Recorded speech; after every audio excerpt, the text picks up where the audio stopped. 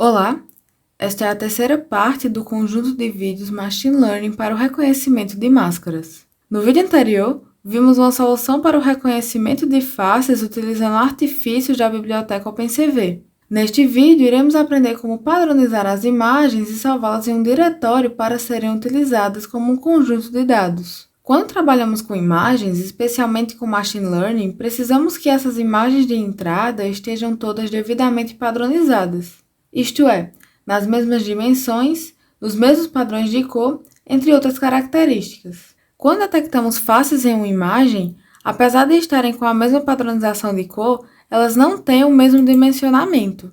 Para realizar essa normalização, nós iremos fazer um recorte de cada uma das faces que foram identificadas, iremos guardar em uma lista de faces recortadas, padronizá-las perante o tamanho da imagem e salvá-las em um diretório. Primeiramente, irei iniciar uma lista vazia, a qual iremos guardar todas as imagens das faces recortadas.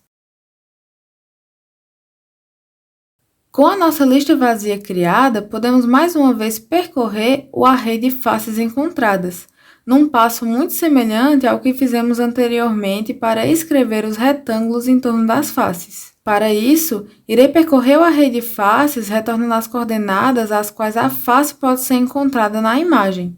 Logo após isso, irei realizar o recorte de cada uma dessas faces utilizando um slice. Nessa estrutura de slice, nós passaremos um primeiro ponto que vai da coordenada y até a coordenada h, e depois passaremos uma segunda coordenada que vai da coordenada x até a coordenada w. Desse modo, iremos recortar toda a face detectada na imagem. Como as faces encontradas na imagem apresentam tamanhos diferentes, utilizaremos o método resize do OpenCV para padronizar o tamanho dessa imagem. Nele, recebemos a imagem que queremos redimensionar, no caso é a imagem da nossa face, e uma tupla com os valores da altura e da largura que queremos redimensionar a imagem. No nosso caso, a nossa imagem será redimensionada para 160 por 160. Por fim, adicionarei a nossa imagem da face recortada e redimensionada à nossa lista de imagens cortadas. Feito isso, podemos perceber que na lista de imagens cortadas apresentamos 14 elementos, ou seja, 14 faces que foram identificadas na nossa imagem. Podemos observar também que todas as imagens apresentam as mesmas dimensões. Aqui nesta célula, irei mostrar a imagem que está salva no índice 5 da nossa lista. Observe que a face foi devidamente recortada e redimensionada para o tamanho 160 por 160. Agora que sabemos recortar uma imagem exatamente onde uma face foi identificada, poderemos salvar esses recortes em um diretório e utilizá-los posteriormente como um conjunto de dados de treino e de teste. Para isso, irei utilizar a biblioteca OS padrão de Python.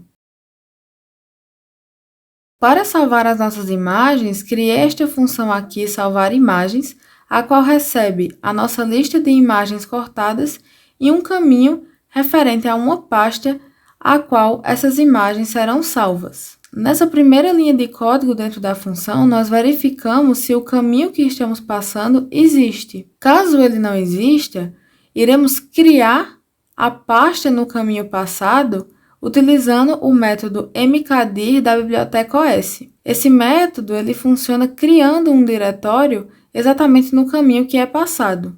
Assim, caso o caminho não exista, nós poderemos criar um diretório vazio para colocar nossas imagens. Aqui nessa linha, utilizaremos o método listdir, também de OS, para listar todos os arquivos que existem no caminho que passamos. Dessa listagem, iremos pegar apenas o tamanho. Assim, saberemos exatamente a quantidade de arquivos que existem dentro desse diretório.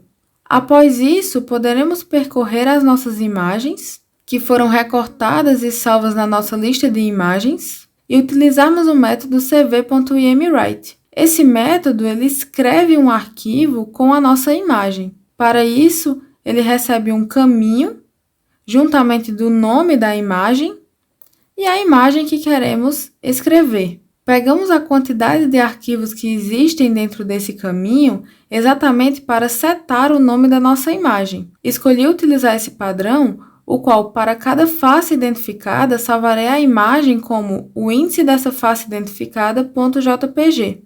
A cada face que é identificada, somamos 1 ao índice, isto é, a quantidade de arquivos que existe dentro do diretório.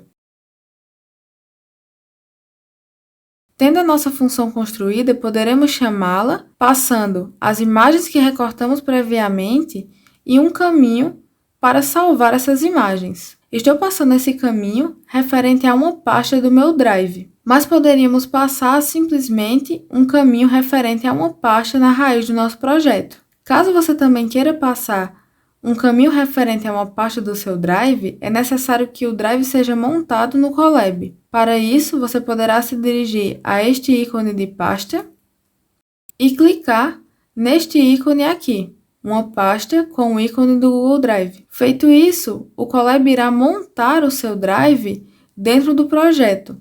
Assim, você poderá acessar dados de dentro dele do notebook.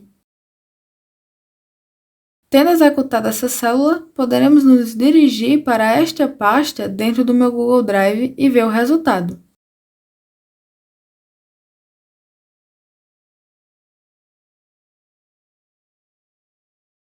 Observamos aqui que uma pasta Pessoas foi criada. Dentro da pasta Pessoas, poderemos observar que todos os rostos que detectamos na imagem estão aqui salvos, cada um por um número referente a um índice.